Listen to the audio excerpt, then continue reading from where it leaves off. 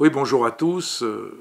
On a souhaité avec cette chaîne YouTube renouveler notre communication, disons l'enrichir. Je vais être franc, cette forme de communication est un peu nouvelle. Pour moi, je suis davantage habitué à ce qu'on appelle la campagne traditionnelle, les tracts, les journaux de campagne, les réunions dans les communes, les réunions à thème, les communiqués.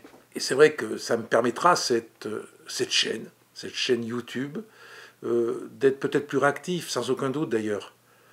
Ce que j'espère, c'est que vous pourrez m'interroger, poser des questions, me bousculer, et puis que j'essaie d'apporter des réponses. Et ça va me permettre aussi, je l'espère, d'apporter des explications sur des propositions que je peux porter avec mon suppléant Éric Dubourgneau. Ce que j'espère, c'est pouvoir aussi développer des propositions qui sont le fruit des échanges que l'on va avoir durant cette campagne, avec vous bien sûr, par le biais de cette chaîne, mais aussi dans les rencontres que je vais avoir dans toutes les communes de la circonscription, des échanges que je peux avoir sur les marchés avec des personnes que je croise.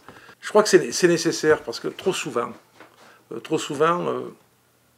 on a considéré que la vérité, elle venait d'en haut, et je le dis, on déversait notre parole. On déversait du haut vers le bas ce qui peut être les solutions aux problèmes qui se posent aujourd'hui dans notre pays. Vraiment, ce que je pense, c'est que les solutions aux problèmes qui se posent à notre pays, qui se posent à chacun d'entre vous, qui se posent sur nos territoires, qui se posent dans nos familles, ces problèmes-là, on ne va pas les solutionner avec des décisions qui viendront d'en haut, qui auront été préparées par quelques technocrates, voire en ce qui concerne un député, par des collaborateurs qui font bien leur travail. Non, je crois qu'il faut qu'on avance dans cette coélaboration, par cette construction collective. Parce que c'est là que l'intelligence vient, et puis c'est là qu'il y a l'adéquation, le lien direct entre les problèmes concrets qui se posent et les réponses que l'on peut apporter, en particulier au niveau législatif, parce que le rôle d'un député, c'est aussi d'apporter des réponses législatives, c'est de fabriquer la loi. Et je l'ai d'ailleurs constaté dans mes différents mandats, quand j'ai porté des propositions qui étaient des propositions construites en petits comités, comme je dis, autour du tapis vert, autour d'un bureau, à quelques-uns. C'est vrai que les solutions, les propositions peuvent être intéressantes et je vais les défendre avec détermination. Mais quand véritablement j'ai porté à l'Assemblée nationale, par exemple des propositions de loi ou des amendements que l'on avait travaillé collectivement dans des réunions au corps à corps, dans des échanges directs, je me sens, je le dis souvent, je me sens musclé.